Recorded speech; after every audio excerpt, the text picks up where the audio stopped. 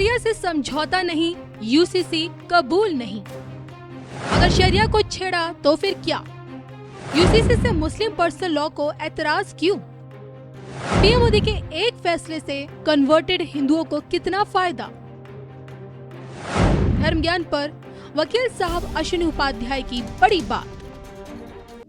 कैसे कैसे डिवोर्स होता है। कर्नाटक के कलबुर्गी में doctor Saeeda Amreen, MBBS MS gynaecologist, husband MBBS MD physician. Husband कहता है जा मैंने तुम्हें आजाद किया, जा मैंने तुम्हें आजाद किया, जा मैंने तुम्हें आजाद किया।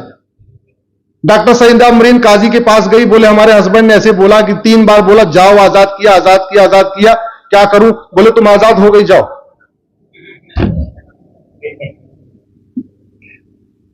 यूनिफॉर्म सिविल कोड आएगा, ये बंद हो जाएगा।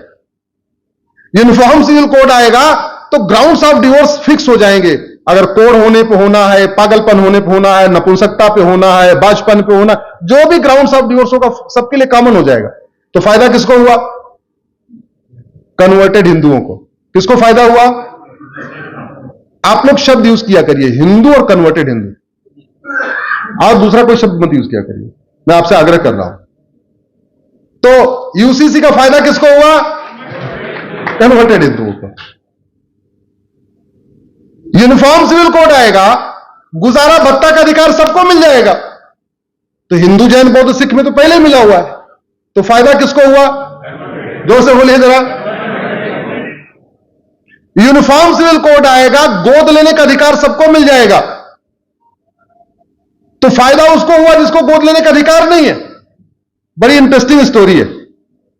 जब मैंने पीएल फाइल किया कि गोद लेने का अधिकार सबको मिलना चाहिए, तो मेरे पास कश्मीर के अनंतनाग से एक राशिद का फोन आया। बोले साहब बहुत बहुत धन्यवाद। हमने कहा तुम मुझे क्यों धन्यवाद दे रहे हो? बोले साहब हमारे मामा नहीं है और हमारे नाना जी के पास अच्छी खासी प्रॉपर्टी है, लेकिन वो अपनी प्रॉपर्टी हमें दे ही नहीं सकते, उनकी प्रॉपर्टी वक्फ पे जा रही है। तो कम से कम ये कानून आएगा तो मैं अपनी नाना की प्रॉपर्टी ले लूंगा।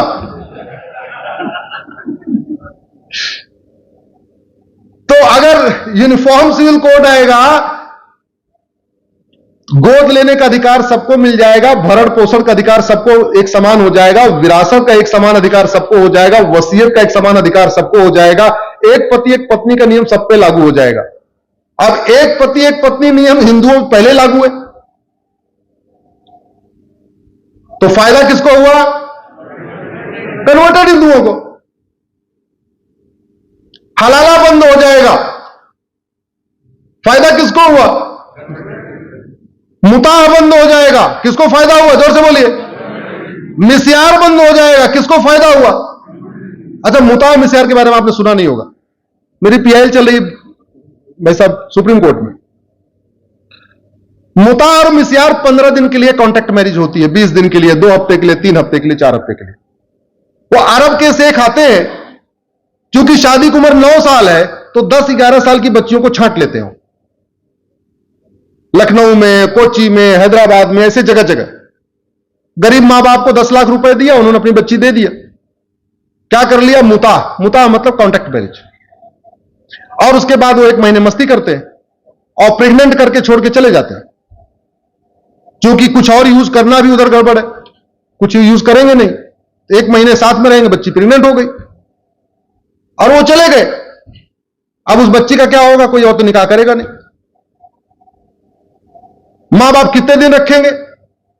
मतलब सोच सकते हैं उसका बच्ची का भविष्य क्या होता है।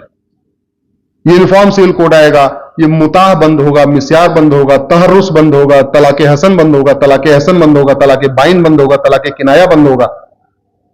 कहने का मतलब वो सारी विदेशी कुरीतियां बंद हो जाएंगी जो आज भी चल रही हैं।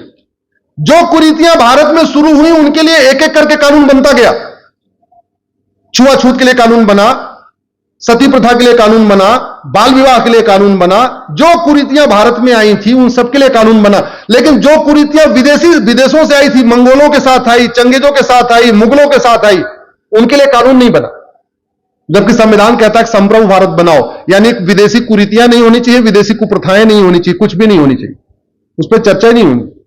आशा करता हूं माननीय प्रधानमंत्री जी बहुत जल्द ही भारत की सारी विदेशी कुरीतियों को खत्म करेंगे और भारत में एक यूनिफॉर्म सिविल कोड लागू करेंगे।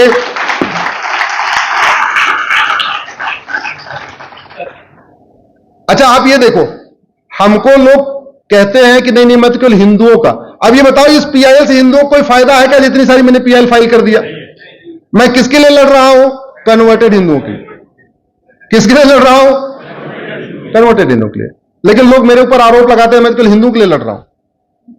भाई, उनकी समस्याएं अगर खत्म होगी, हाँ एक फायदा। अच्छा, जनसंख्या नियंत्रण कानून का फायदा किसको होगा? अरे हिंदू तो पहले हम दो हमारे दो कर रहे, तो अगर हम दो हमारे दो सबके दो लागू हुआ तो किसका विकास होगा? जोर से बोलिए जरा। किसका कुपोषण खत्म होगा? किसकी बीमारी खत्म होगी? किसकी गरीबी खत्म होगी? किसकी भी बेरोजगारी खत्म होगी? आज समझ में आया ऐसा नहीं है। हमारा नेता इफेक्टिव है। अश्विनी जी को बंद कर दिया था आवाज उठाने, वो भी हिंदू के लिए आवाज उठाएगा उसको बंद कर दिया जाएगा, मुकुल शर्मा हो या अश्विनी पाटिल। एक बात मैं आपको बता दूं, पेट में न कोई हिंदू होता है, न मुसलमान, न पारसी, न ईसाई। मां के पेट में वो भ्रूण होता है। 6 महीने तक केवल वो भ्रूण होता है। 6वें महीने के बाद वो सुनना उनना शुरू करता है। 6वें महीने के बाद उसके अंदर अंश आना शुरू होता है कि वो हिंदू आगे बनेगा या मुसलमान या पारसी ईसाई, क्योंकि मां के कान के जरिए सुनना शुरू करता है। मां जो भोजन करती है उसका असर उस पर शुरू हो जाता है। लेकिन एक्चुअल में वो हिंदू बनेगा या कन्वर्टेड हिंदू बनेगा, ये पैदा होने के बाद शुरू होता है। अगर हम अपने घर में, जैसे मैं हनुमान जी की पूजा करता हूं और मैं रोज अपने बच्चे के कहूं केवल हनुमान जी ही पूजा योग्य है, हनुमान जी के अलावा कोई भी और पूजा योग्य नहीं है, तो मेरा बेटा ही रेडिकल हो जाएगा। मानते नहीं मानते? सनातन धर्म लिबरल क्यों है? इसलिए लिबरल है कि कभी हम ये नहीं कहते केवल शंकर जी ही पूजा योग्य है। जैन कभी ये नहीं कहते केवल भगवान महावीर की ही आराधना होनी चाहिए। बौद्ध कभी ये नहीं कहता गौतम बुद्ध की पूजा होनी चाहिए। सिख कभी ये नहीं कहता केवल गुरु ग्रंथ साहिब को ही पढ़ो। वैष्णव कभी ये नहीं कहते केवल भगवान विष्णु की पूजा करो। शैव कभी ये नहीं कहते केवल भगवान शंकर की पूजा करो। शाक्त कभी ये नहीं कहते केवल मां दुर्गा की पूजा करो। एक बार हालांकि पहले युद्ध हो चुका है, 9वीं शताब्दी में हो चुका है दक्षिण भारत में। इसी बात को लेकर लड़ाई हो गई थी कि शंकर जी आदिदेव है या विष्णु जी आदिदेव है। बकायदा युद्ध हो गया था। हालांकि युद्ध खत्म हो गया, उसके बाद ये लड़ाई कभी हुई नहीं। यहां जो पूरी दुनिया में लड़ाई चल रही है इसी बात की तो चल रही है। क्या चल रही है? ला इलाहा इल्लल्लाह, अल्लाह के अलावा रेडिकलाइजेशन की जड़ यहां पे है। आप इस बात को समझिए। हम अपने ही घर में अगर यह सिखाना शुरू कर दें only Hanuman ji should be worshipped, हमारा बच्चा ही रेडिकल हो जाएगा। हम लिबरल इसलिए हैं, पिताजी शंकर जी की पूजा करते हैं, माताजी दुर्गा जी की करते हैं, हम हनुमान जी की करते हैं, पत्नी जो है गणेश जी की करती है, कोई किसी के करता है, कोई किसी का करता है, सबका करते रहते हैं। इसलिए हम लिबरल। तो अगर हम वास्तव में चाहते हैं भारत में प्राणियों में सद्भावना हो, तो सबसे पहले भारत के मुगलिया स्कूल बंद करने पड़ेंगे, मदरसे बंद करने पड़ेंगे, जहां सबसे ज्यादा नफरत सिखाई जाती है। उसके बिना कुछ नहीं होगा। आप योजनाएं बढ़ा के, मकान देके, मुद्रा लोन देके, बाकी योजनाओं के जरिए आप नफरत नहीं रोक सकते। नफरत रोकने का सबसे प्राइमरी तरीका है आप primary education system, uniform education system लागू करिए। 1 nation 1 education board, 1 nation 1 syllabus, 1 nation 1 curriculum. सब अपनी अपनी मातृभाषा में पढ़े। गुजरात वाला गुजराती में पढ़े, महाराष्ट्र वाला मराठी में पढ़े, तमिलनाडु वाला अपनी भाषा में पढ़े, लेकिन सिलेबस और करिकुलम कॉमन हो। अब कुछ लोग कहेंगे कि भारत में तो लिखा हुआ है कि रिलीजियस किताब पढ़ाई नहीं सकते। हाँ, बिल्कुल सही है।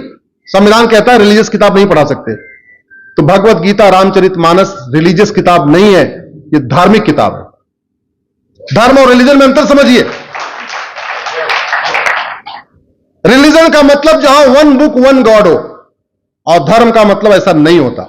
रिलीजन में सिंगल वे होता है, 1 वे एंट्री होती है। आ गए तो आ गए, निकलोगे तो गला काट दिया जाएगा।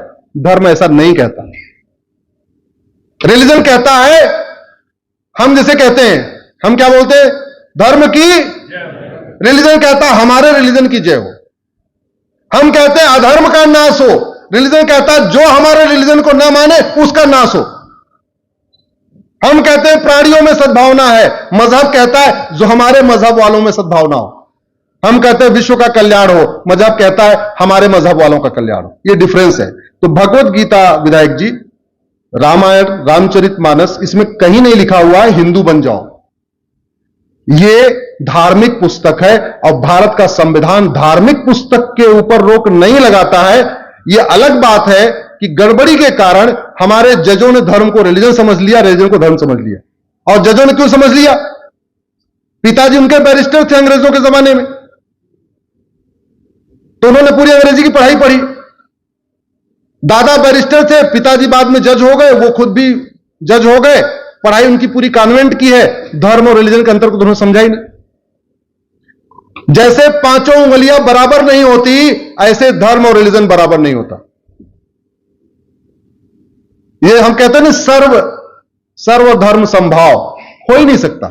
जैसे पांचों उंगलियां एक समान नहीं हो सकती, दोनों आंख एक समान नहीं होती, दोनों हाथ एक समान नहीं होते, एक ही मां के पेट से पैदा हुए जुड़वा बच्चे एक समान नहीं होते, ऐसे सारे मजहब एक समान नहीं होते। क्यों? क्योंकि सारे मजहब वसुधैव कुटुंबकम नहीं सिखाते, सारे मजहब सर्वमंगल मांगल्य शिवे सर्वार्थ साधके नहीं सिखाते। तो इसलिए जब नहीं सिखाते, उनकी सोच अलग है, सोच अलग है तो एक नहीं हो सकते। संविधान के दायरे में रहते हुए क्या किया जा सकता है? भारत में 8वीं तक समान शिक्षा लागू की जा सकती है। वो कैसे?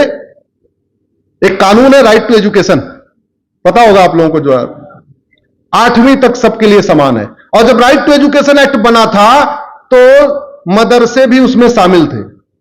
2012 में कांग्रेस ने अमेंडमेंट किया और मदरसों को उससे बाहर निकाल दिया, जमीयत उलमा हिंद और पर्सनल लॉ बोर्ड के दबाव।